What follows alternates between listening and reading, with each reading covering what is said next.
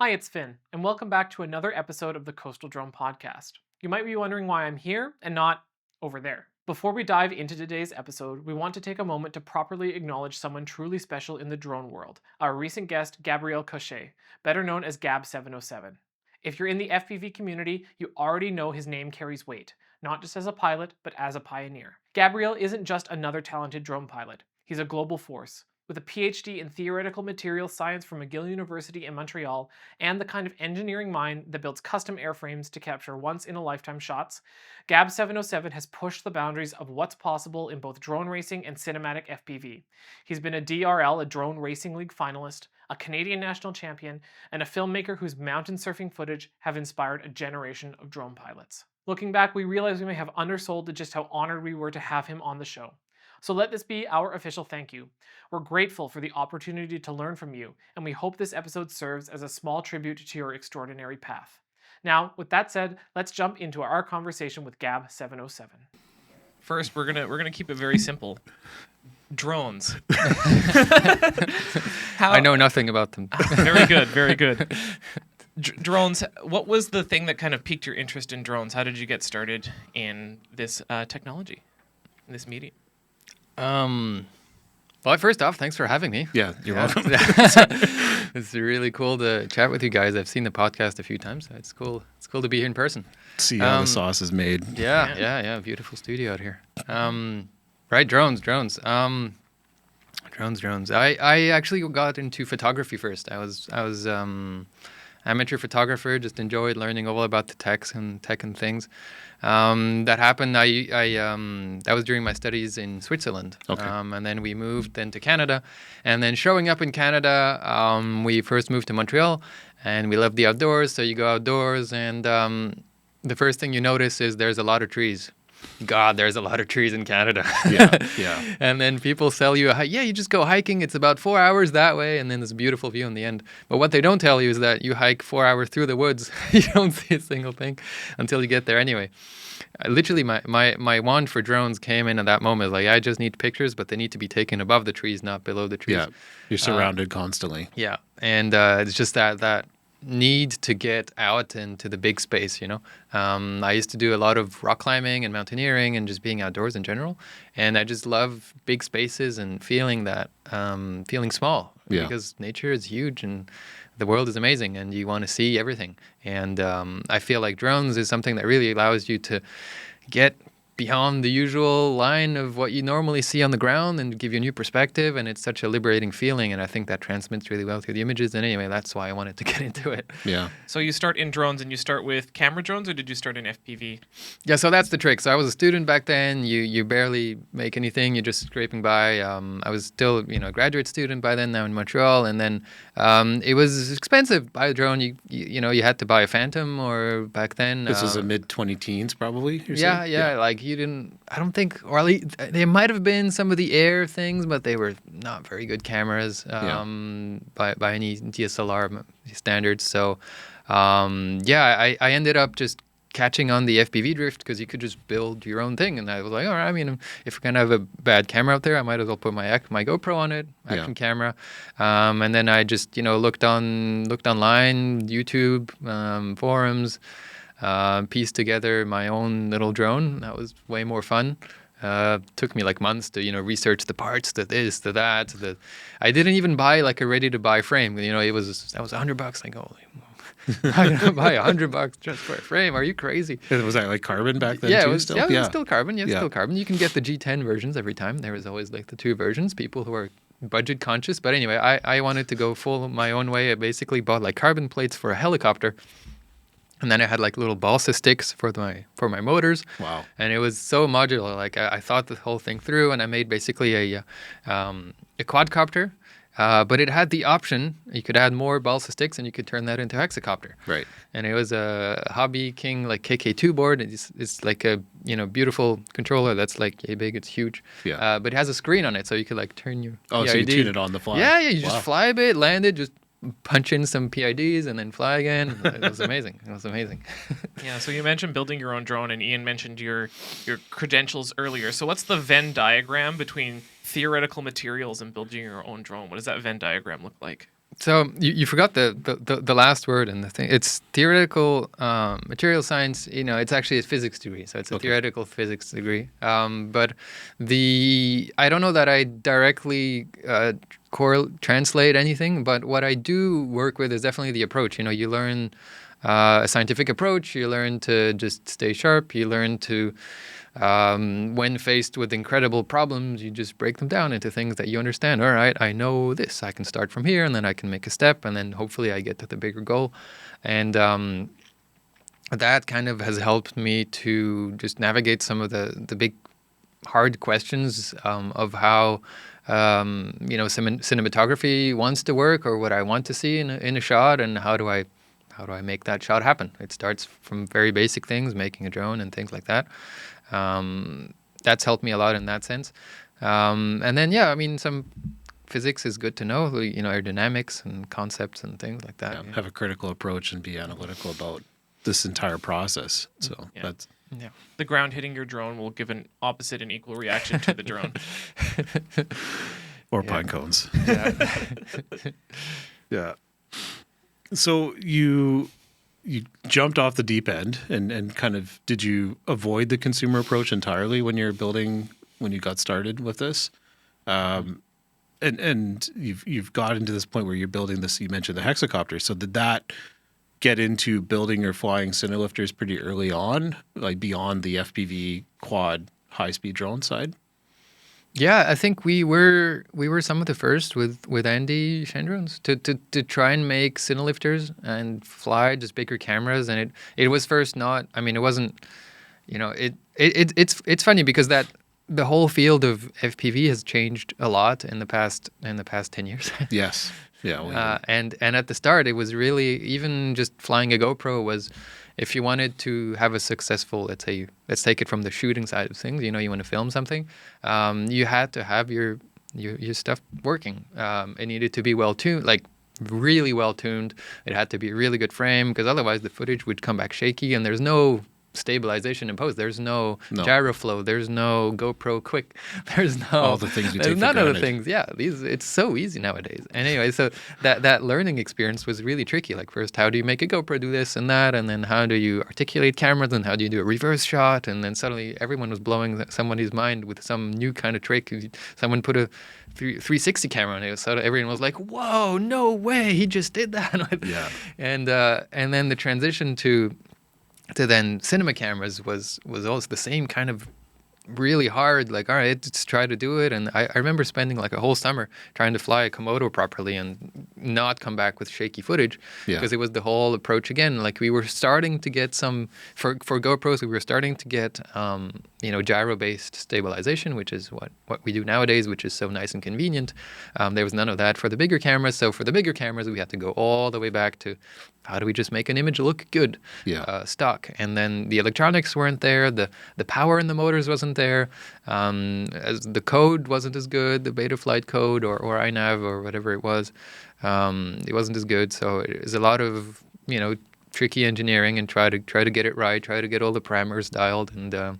And nowadays, I think everything, that whole world kind of got crushed away with just good electronics and good code, to be honest. Nowadays, you just put a camera on something and it's really hard mounted. Yeah. And as long as the design's relatively good and there's a lot of experience, the electronics are going to do the rest. Do you find it seems to be that everything's becoming a bit more turnkey on the flight controllers, on the hardware, on the cameras, like you mentioned, the software's there to fix it in post, but in camera, is the mystique and the customer becoming more and more savvy about this as FPV becomes more and more in feature films? Does it, like you talk about throwing a GoPro on a DIY built drone in the 20 teens. Like, I did that too, with like this gimbal that was terrible, and the image was terrible. Everything was terrible about it. No NDs, nothing. But it was the best thing ever at the time. Yeah, it was amazing. And now we've got gyro stabilized, like you can fly a Ronin 4D in 8K, and you can do all of this stuff without really, you can buy a solution. And so does the customer become more savvy to what works and what doesn't, or do they have a tolerance level that's gone up and up over years, or what? Yes and no. Some people get very savvy, and you'll work with directors of photography who know what's happening and how FPV works. But there's still the odd FPV job where you show up and you've discussed this whole thing about how the drone flies fast and it does all these amazing things. And the things that it doesn't do, and you show up on set, and the first thing they ask you is, let's just start with a simple top-down shot. And you're just like, we just discussed this. Yeah. This doesn't work. So that's where you pull out the Mavic, and you're like, all right, hey, here's our top-down shot. Yeah. And then we'll do some FPV stuff maybe later at some point. But so the customer, I don't know, the customer on the cinema side, all right, who's hiring you, and then you could say there's on the pilot side. It's interesting to me because in my world, like, to get into FPV, you had to be a full wizard of everything. You had to know how to build it. You had to know how to tune it. You had to know how to do the post work on the it. full stack FPV full pilot. stack. And nowadays, people are just more and more just jumping in on the just purely creative. Hey, I just want to see this happen. And to me, I'm really locked into the world of this is the technical side of it and how we expand from there. And you're creative, but with that base. Right. And sometimes I feel like it boxes you in. Like, people are just creative. They just come at it. They just have no idea. They're just, I want to do this thing. Yeah. And then you can just buy a drone. Yeah. And just it will do most of the things that you want it to do really nicely, and then they learn the boundaries with an aircraft that is already tuned and does all the things. And I think it's really refreshing to see people who come in with a fresh perspective and just aren't thinking about all the details that I'm thinking of, and just go for it and see what they can capture. It's definitely refreshing to see it. It's an interesting to hear you talk about, because I'm thinking about, I came from a photography background as well before I got into drones, and my wife and I met through wedding photography. I did like aviation magazine style, like technical photography. I'm very a technical person as well, and she's not. Absolutely not. And she has an amazing ability to capture portraits and focus on the creative and focus on the emotion of the shots, which has made her a very good wedding photographer. When we first started dating, she exclusively shot in JPEG. Didn't even understand what RAW was. And so, like, that's the first thing I changed about her 14 years later.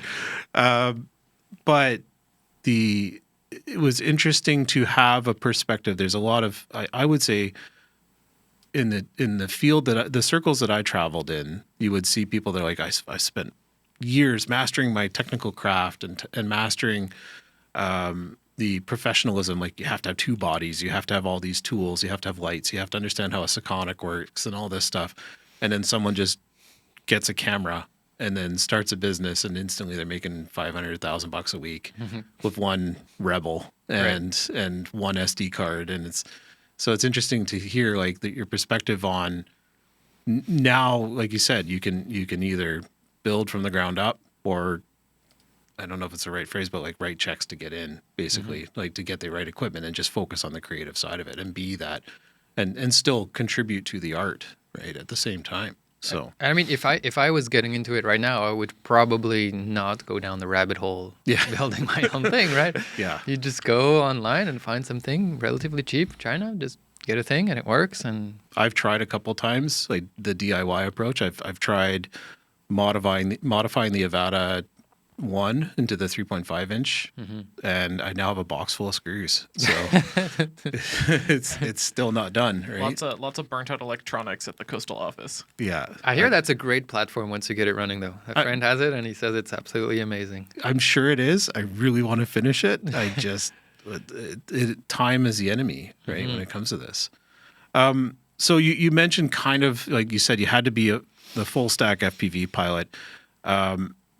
At what point did you start getting paid to do this? When was like the first professional moment for you in combining drones and cameras and or FPV?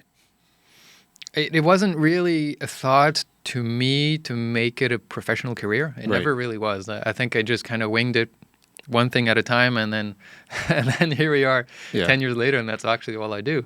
But at the start, so there was all right, I wanted to do photography, get over the trees, and then I kind of gravitated towards, mountain flying, soaring ridge lines and beautiful shots of sceneries and things.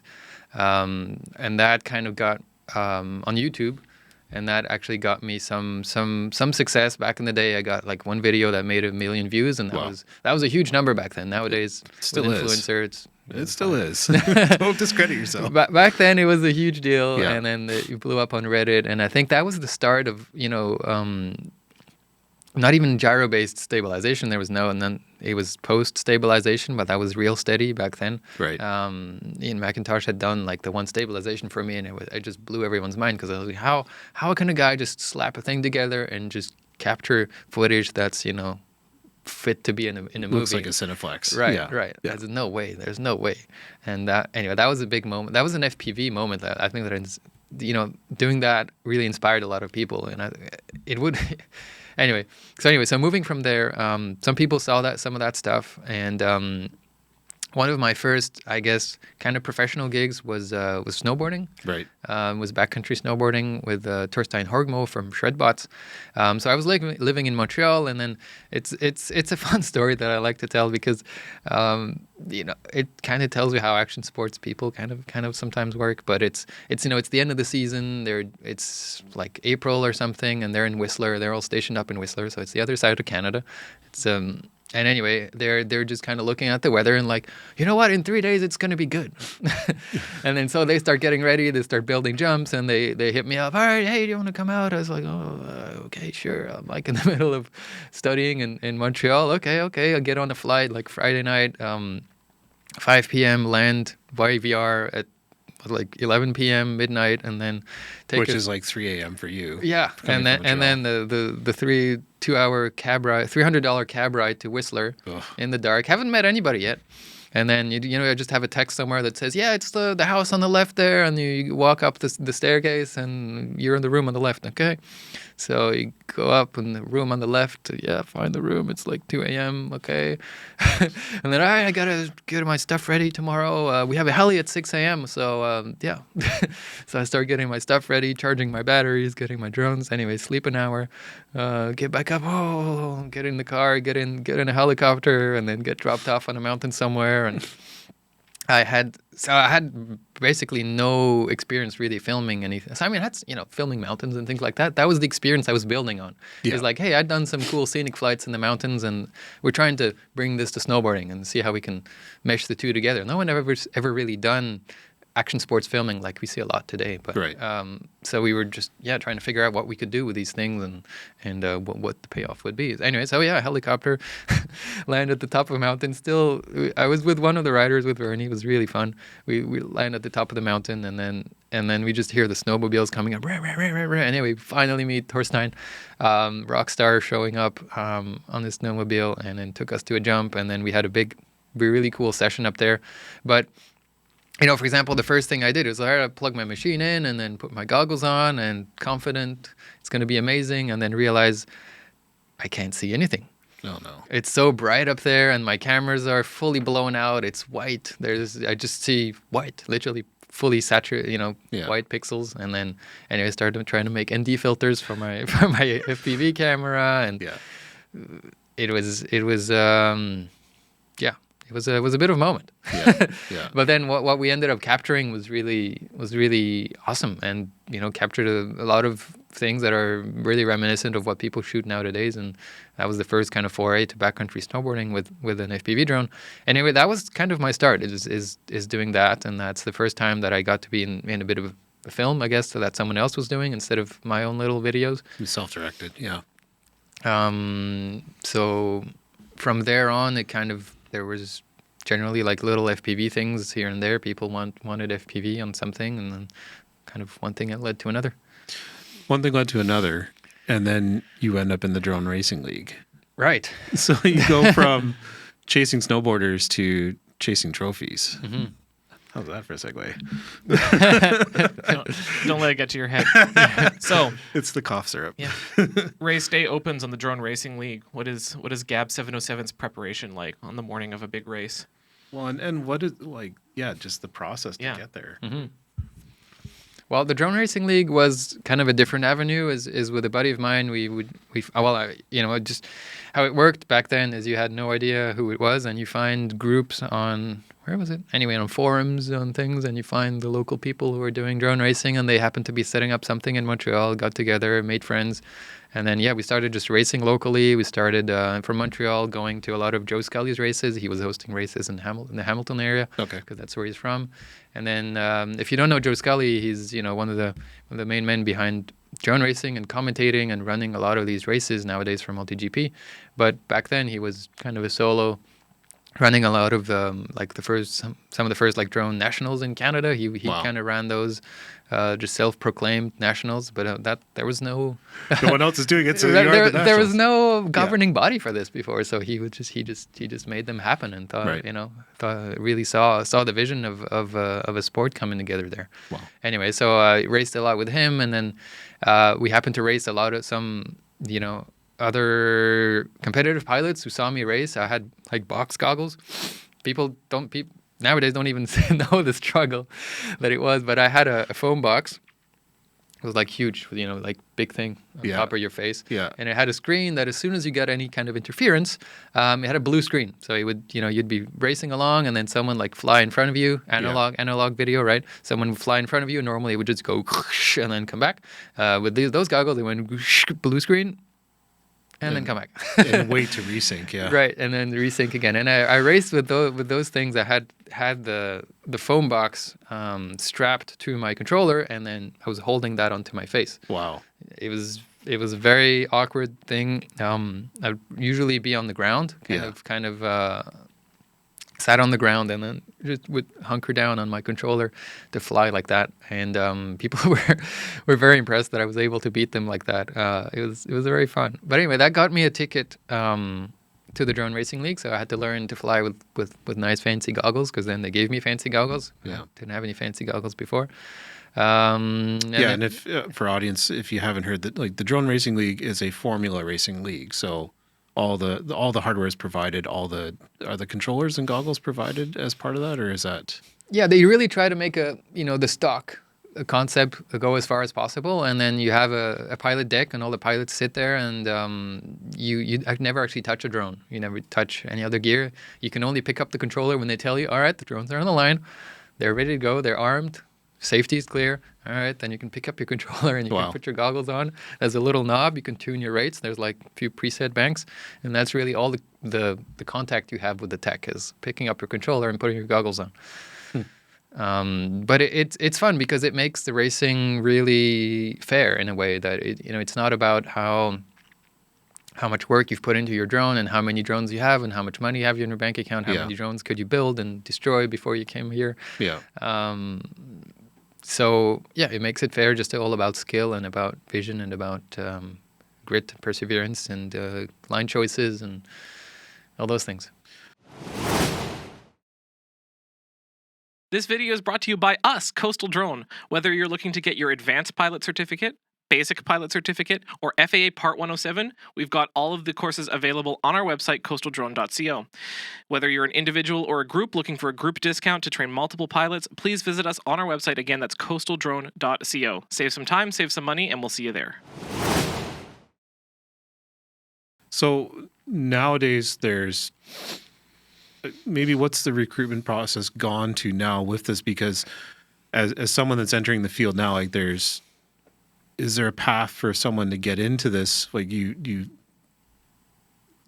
kind of gave you that initial notoriety, and then the network effect of all of that kind of led to being a pioneer, that first mover's advantage, I guess. And then now it's how do you stand out in the noise that is like there's an Xbox game for a DRL.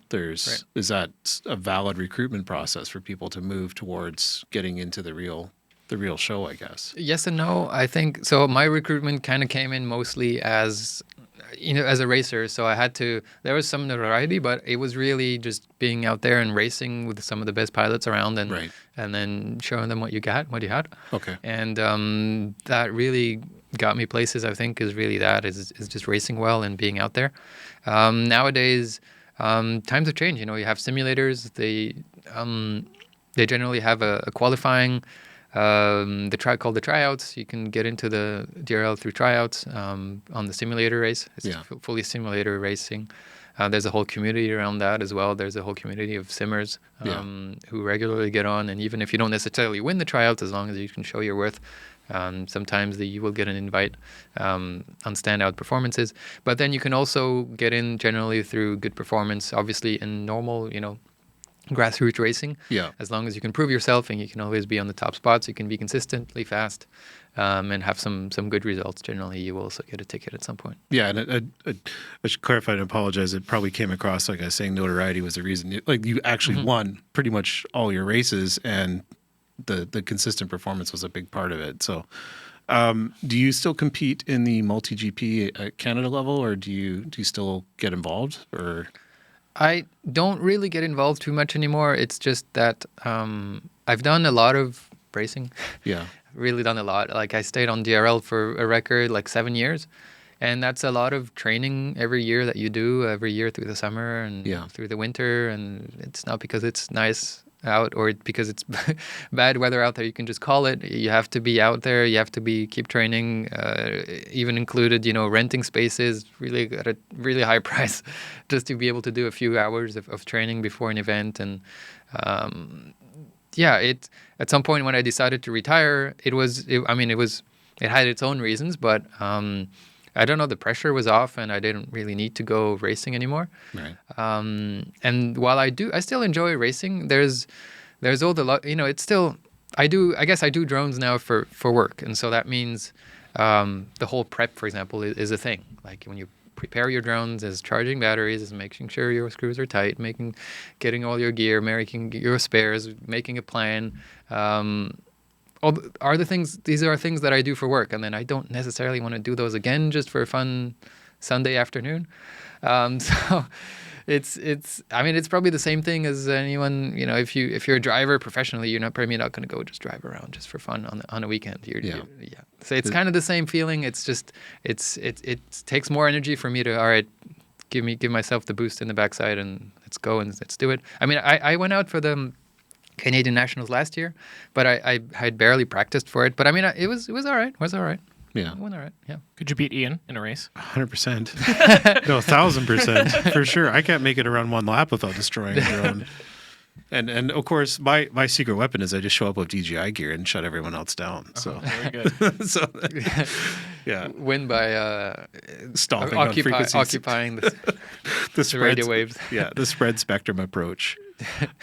We've kind of gone all over, and the fact that you've been to the top and a champion at DRL and everything, but and that's it can't be overstated in terms of achievement. Like that's phenomenal. And now you've retired and you've gone into the Cinelifter space. You were working on a pretty unique project over the last couple of years. Was that right, for Wings Over Canada? So FlyOver Canada. FlyOver Canada. Apologies. So we've worked with FlyOver over for several films. So FlyOver Canada, it's called. It's got a non-memorable name that I always forget. Sorry, anyway. We can edit. Oh, geez, I still don't remember it. Anyway, it's basically a FlyOver Canada experience that they play at the pier, Canada Place, and then a FlyOver Chicago film that we also filmed for them. They have also at the Chicago Pier, Navy Pier. They also have an attraction there, and then both films have like their title films, and one of them is about Canada, and the other one's about Chicago. And what was interesting, so to put this all into context, like FlyOver makes these experiences, it kind of fits into the world of these flying rides. So basically, there's a giant dome screen in front of you, so it's a bit like an IMAX theater, but it's actually bigger in a way. In the sense, it's a half dome, so the screen goes below your feet and off to the side and kind of above you. And you're in these chairs that move; they're articulated, so it gives you that feeling of flying, really.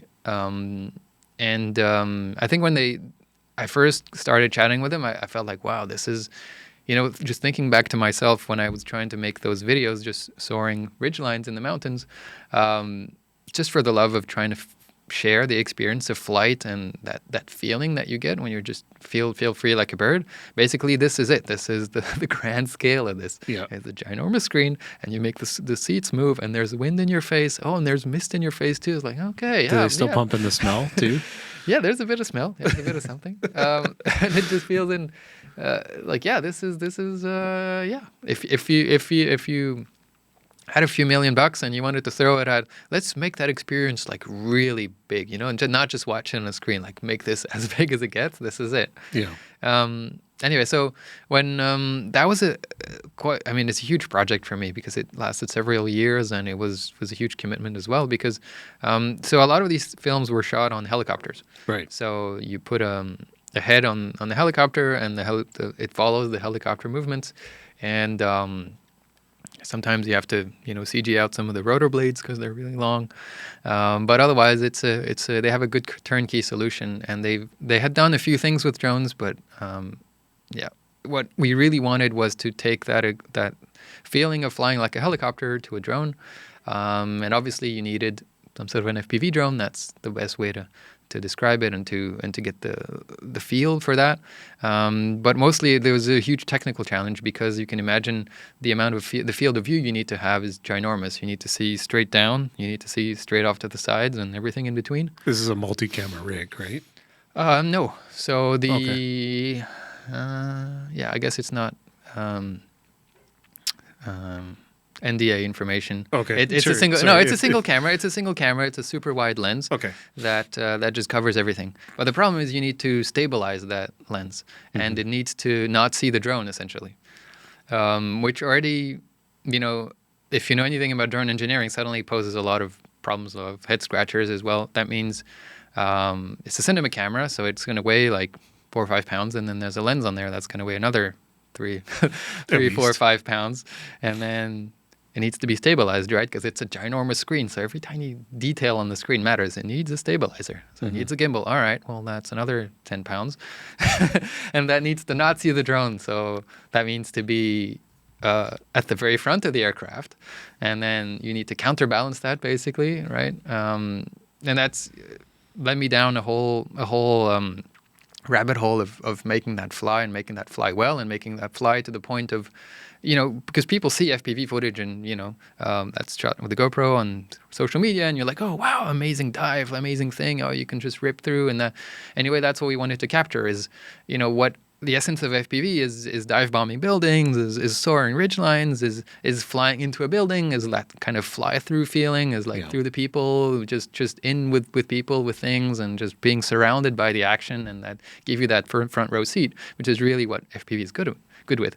And make that to magnify that experience. Well, yeah, it's this ginormous screen, it's this big camera, it's this stabilizer, and it's this 10-kilo payload that I need to fly around. For more than 8 minutes at a time, or whatever your flight time was. Yeah, I mean the flight. Yeah, the flight time doesn't matter too much. You can make it with shorter, but yeah. And then so that was a huge engineering challenge, making that fly and fly well and do all those things. And it kind of led us down the path of filming some absolutely ridiculous things. In Canada, you could say there's some, landscapes and things that was fun. You can shoot things, you can get close to people. I think like one of the first demo days, I mean, it was like one of the first prototypes that we thought was finally, all right, this is kind of it. This is the machine. And then the first day they took us out, we went to a place called Marble Canyon in Alberta, and it's you can imagine a canyon. It's very deep, and it's like 30 meters deep, and it's barely arm's width wide. Yeah, so you'd never get a helicopter in there. No, you'd never get a heli in there. But that was the idea. It's like, all right, this is, we said we could do this with a drone, then this is it. This is us getting into the thick of it. Yeah. And it was one of those scary moments. I was like, I don't know if the drone even fits. And it's cold, it's snowing, it's all the things that you don't want to have against you. It's windy, and we were here with this, try and do this operation, flying through this canyon, and I mean, we just took it step by step, and try to figure out how wide the drone is, just fly in very carefully, line of sight. Have spotters on every single possible angle and try to see if we're going to touch anything or how's it feeling. And then the weird part is getting it to goggles. Like when you fly a small drone, like a racing drone, you get to grips pretty quickly with how Your big size, yeah. how big you are. Yeah. The problem is with a big drone, it's very, very hard to get that feeling, is to knowing how close is too close. And then so kind of training that process was hard. And then like if you've ever tried to fly next to a rock wall, it's very disorientating because you don't know how big the structures are right there. Like when you're on the ground, at ground level, let's say on the grass and there's a tree, it's something you get pretty good at tuning in. Like, oh, this is a tree, this is this big, and this is the grass, this is about that big, and you get that kind of perspective of The this visual is cues. the visual cues of how big things are. And then suddenly you're in this canyon, and there's no reference. And anyway, I experienced that with helicopter flying. If you're flying over continuous land, like spend a lot of time up in the tundra, and boulders could look like pebbles, or pebbles could look like boulders, and you wouldn't know until you're on the ground. Oh, I'm on the ground, or oh, I'm 1,000+ feet above the ground. And so it's just this constant horizon. It's the same texture no matter what depth you're at. It's like a bad Doom game or something going on. So we're on the water. Yes, It's really bad on the water water's too, because dangerous. you don't know how big the waves are. The waves can be tiny little ripples, and they can be huge swells, and you wouldn't be able to tell them apart from the air when you're bombing through. Yeah. So something like that, did you, how many, like, it sounds like basically it's one location, one shot, but like multiple days probably of shooting and multiple takes to get it right, or? Well, so these films are built towards being kind of seamless. So that means that there's a point that needs to start and a point that it needs to end with kind of a certain movement or a certain thing. The Canada films were not as in depth as some of the Chicago ones that we can maybe talk later, but we honestly only had one day out there. We had maybe a weather day, just if the weather got way too bad. But we took the one day and practiced our lines and try to find lines. Sometimes you show up with these things and all right, what is a line that we can actually do? What's exciting and what's going to get our message across here? And we had stand-ins, and we had like Will Gadd like rappelling down things and walking around and being all cool as he is. He's a famous ice climber if you don't know him, and general adventure badass. Wow. But he's it's all about finding the shots, the lines, and then tying it together in the scene in the film. Yeah. Did you do much pre-visualization of the locations? Talking about also like Chicago, if you're flying potentially around buildings, it sounds like. Did you use any like 3D tools to previs your shots?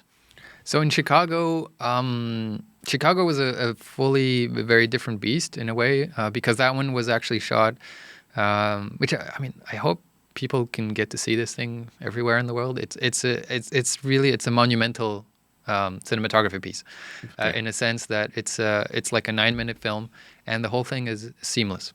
Wow. So if you've ever done try to do seamless filming, seamless takes, generally you rely on you pan across the wall or something, Use some sort of trick, or you whip here, or you go through a door there and you can kind of comp in something. And a lot of these tools don't work with the wide lens that we're doing. Yeah. So the only way that you get a seamless transition, a seamless take, is to like actually fly, let's say, through a tunnel. Yeah. So that means we spent a lot of time scouting and then flying, micro drones around and try to figure out if we fly through this, along this thing, and then here there's a tunnel, we can end through the tunnel, and then the tunnel has the same shape as this thing on the other side, and then we go to that other side. We have to find then the other side of the tunnel somewhere else, maybe in the city, because we just teleported. The frame match, yeah. Yeah, basically a full frame match on everything. Some of them were like transitions. For example, a helicopter would come in, and it's a huge like time-lapse move from across the thing, and there's like city grid lights, whoosh, whoosh, whoosh, with clouds moving or whatever it is.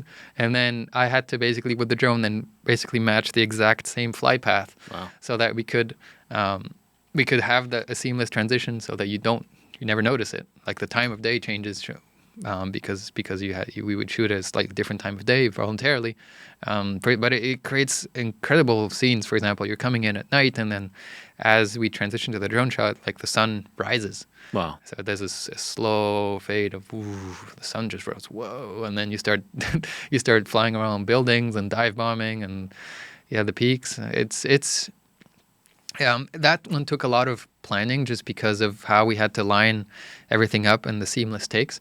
And then all the things in the middle that we wanted to show. Like, for example, in every single scene, there's extras, there's cars, there's movement, there's like in a city like Chicago, you can't, I mean, just risk-wise, you can't fly a drone just above open public Yeah. ways, Yeah. roadways. So much to, a lot of people I think see it and think like, whoa, there's like, how is this legal? How can you do this? Well, you lock everything down. You Yeah. close all the streets. You pre-plan every single person that's on there. So that's a lot of map making and like, oh, let's put this guy here, this guy there, and that guy. No, that guy's not. That's too dangerous. We need to move him. And then everything is like meticulously choreographed. And then we fly with, I have a smaller drone, and then we fly the line like as best as possible. I'm basically flying it to music as well because it was pre-scored. Okay. Yeah. So I'm trying to fly a line to music.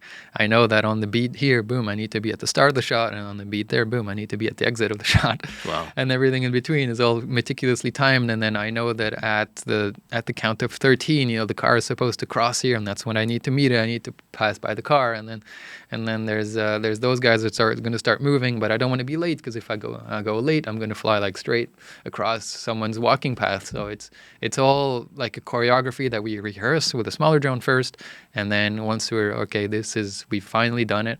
And then we do as little as we can of takes with the giant drone because obviously the risk is much higher. Yeah. Well, and I don't know, like technically everything's shot digital. Have you done any film flying on FPV with like a film camera or? I've not. No. Okay. That'd be, because then like you said, of course you've got the ability to unlimited footage as long as you've got SD cards and SSDs that are going, but that's definitely, it's still a finite resource to get the big camera in the air and the risk there as well. It's mostly the risk. It's Yeah. mostly the risk. Yeah, you on film. Yeah, no, on digital media you can record as much as you want as long as your DIT has enough hard drive space. But yeah, it's mostly the light and then light and risk. If you could fly, you've flown in a lot of places. You've got This is a redundant question for you. yeah, I was gonna say you've flown in a lot of places. Is there one place that you haven't flown that like you can fly anywhere in the world, doesn't matter about any rules or regulations or anything? Where would you? What shot? What's your dream shot for an FPV? It's funny because I got asked that question not too long ago for an interview, and I just scratched my head for 10 minutes. I was like, I don't know. I was like, I'm not a person who has like these grand, like this is, if I can do this in my life, then I'm accomplished. Because I feel like I've done a lot of things that were not, I've never put a pin on like this is what I want to do, and then I aspire one day to dive the Burj Khalifa. Like, sure, you could say, I'm sure people have maybe idols like that or things. I never really have those because I don't know. I don't need them. I've never done this in my life. I just take it one step at a time and see where I can go and what I can do. And it's something that are really cool. And I guess some cool, crazy landscapes could be, I don't know, the Avatar Mountains of Sangangji or something in China. Wow. It's an amazing spot. Or Just more of everything, basically. more of everything. Yeah. Angel Falls in Venezuela, the longest free-falling waterfall. There again, I've seen people shoot it in FPV. I've been wanting to do that one for like the past 7 or 8 years. I thought about it once, but then yeah, a lot of people have flown it in the meantime. Does that discourage you? Like as a travel FPV videographer, do you find that? I was thinking about when photographers, there's the most photographed places in the world, right? So and everyone's taken 1,000 different perspectives of the same thing. Does that discourage you, or do you still want to go and shoot it if you haven't before? I mean, there's one part of it's always fun to shoot, and then there's the other one of I don't know, just I like to pay respect to a place, and if someone's done an amazing job at wow, this is the shot of this place, then I'll applaud that, and maybe I don't necessarily need to go. Right. At the same time, in a world of where we just get flooded by information and videos and content every day, I don't think anyone's seen that, so you could totally say, hey, I want to do that too. But it is a bit of a, I don't know, selfish endeavor, you could say, on some things. But it's beautiful, and everyone has a different view on how they can capture something. And I know that my experience is very different from other people's experience. Yeah. And then, so I might have a different eye for it and shoot it differently, and it expresses different things. So I wouldn't be too worried if you wanted, Yeah, it's I try and take my perspective on something, or find a different perspective, and not, because it's something like, I think that potentially it's discouraging to new pilots when they say, well, someone else has already in their perspective maybe mastered a shot of something and feel discouraged to go out and try it, when it's whatever your contribution to that art, whatever it is going to be, is yours and yours alone. So it doesn't matter if it's potentially looks the same. It's never going to be pixel perfect. It's never going to be an exact copy unless you save that file and rename it. So Did you want to ask one more? Or? We've talked like the flyover is such a big thing, I think, and like that, I feel like that's such a I've only experienced the California one, and I need to get to see the Vancouver one, and now I want to go to Chicago to see that, because really that's the only place you can see it at this point. Work trip. They have that film in Vegas. They also have a theater in Vegas. Oh, okay. Well, I think you can have it, but we'll go to the drone show and then go see ADSI, I guess. Yeah. No, it's an experience we're seeing. I think it's very because it's a full drone film experience, and there's no other way to see those things than just very careful planning and very precise cinematography. Yeah. And beautiful cinematography as well, and just so many moving pieces that have to flow together to make that a thing. But the one here in Canada is also really good. It's a beautiful, the new Canada film is really beautiful, and captures a lot about the land, and I think the drone helps just get you in closer. Yeah. And a bit, slower. We have one of our main really cool shots, and that one is in Quebec City, actually, as an urban skiing segment with Tom Wallish, where we had them shuffle out snow onto the street for us, and he's basically doing jumps and tricks down the street and grinding down railways and on the Petit Champlain in Quebec City. It's kind of a beautiful blend between like action sports and historical downtown Quebec City. Wow. In the winter. So you get the architecture as well there. Yeah. There's 1,000 questions I could ask you about everything. Like you've had a lifetime experience in such a short time. It seems like, so it doesn't do justice to just wrap it up in like a 30 or 40-minute podcast. So it's I think one of the big things is like, what are you working on now? Like what's next for you? And I do want to ask, what do you think about, because we're talking about this, one of the limitations of the flyover is the physical experience. Have you messed around at all, or what are your thoughts on spatial video?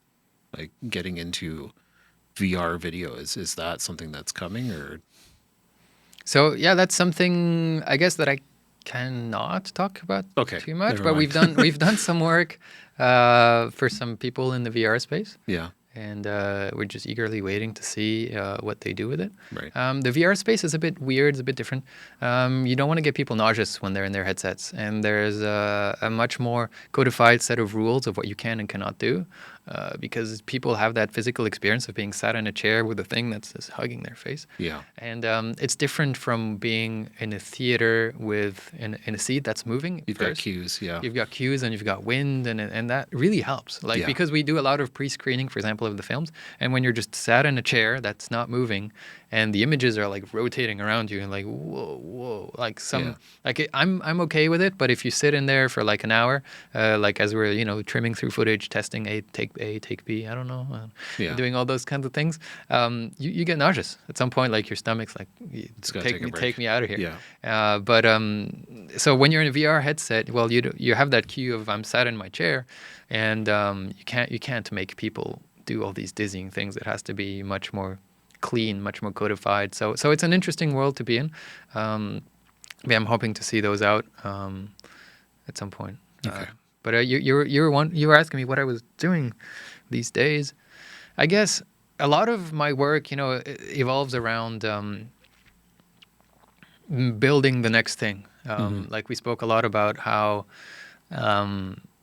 FPV has come, for example, a long way, and I mean UAVs in general have come a long way. Like 10 years ago, 15 years ago, it was a scramble it together yourself and hope for the best, just to try and get a clean shot. And as long as there's no vibrations in your shot, you're winning. You're seriously winning. Yeah. And that was the big accomplishment. Nowadays, people take that for granted. They take for granted that your shot is perfectly immaculate, that it's 422 ProRes, and it's all those things. And they take for granted, if it's FPV, that you can do all these crazy things, and they don't even think twice about how you got it or how good the quality is. It's kind of So a lot of my work is kind of taking the vision of things into reality. So, for example, the flying theater is one example where you take the vision of, it's just a little FPV thing that's going, but now we make it for a giant audience and a giant thing. For example, the other line of work that I do, we spoke a bit about action sports, but like I do a lot of live streaming. So it's about taking the vision, for example, of this ethereal chase cam that people like to see from a video game into real world. Well, how do you do that? Well, it's for a lot of custom work, just making a drone that can do that, that's fast and nimble enough to follow the action and to be with the action and be where you want it, but at the same time deliver picture perfect content. All those things are kind of easily said, but easier said than done. Easier said than done. That's drones for sure, especially custom. So this is your opportunity to plug yourself. Where can people find you? If they want to see your work or want to see more from you, where can they go looking? Where can they see my work? Well, you could go watch the Transformers 7 movie. So it's kind of in the past now. Yeah. You could go watch the FlyOvers. They have theaters in Chicago. They have theaters in Las Vegas, Vancouver, and Reykjavik, out of all places. Wow. You could follow me on Instagram, Gab707. That's where I kind of tend to post some little things. Some of the other work that I do with athletes is maybe on the natural selection, is one of my main things that I do every year. It's like a live stream event of snowboarding in the backcountry. It's a really unique setting of a combination of backcountry action sports and live competition format. We do that for biking as well with them. So the whole natural selection world, I do a lot of the coverage for that. Yeah, that's my two main avenues right now. Pretty busy, to say the least. Well, thank you so much. Yes. For coming on today. Well, and taking the time for us to ask questions and I don't know. Just Sorry, I didn't have anything else to say. It's just falling apart for us here at the end of the show. So thank you so much, Gav. I really appreciate it. And I thank you so much for watching this week. And thank you again, Gab, for joining us. And if you want to find him, like I said, on social, probably Gab707 on Instagram is the first place to go. He's got lots. He says he posts a lot, and it's lots of cool stuff. So check it out. I'm a little jealous. He got a Mavic 4 before me, so we were talking about it before the show, and I'll reserve that for another episode. But if you like this content, find it entertaining or informative, please hit that like and subscribe button. And next week we'll see you again with something else. So see you soon. Cheers.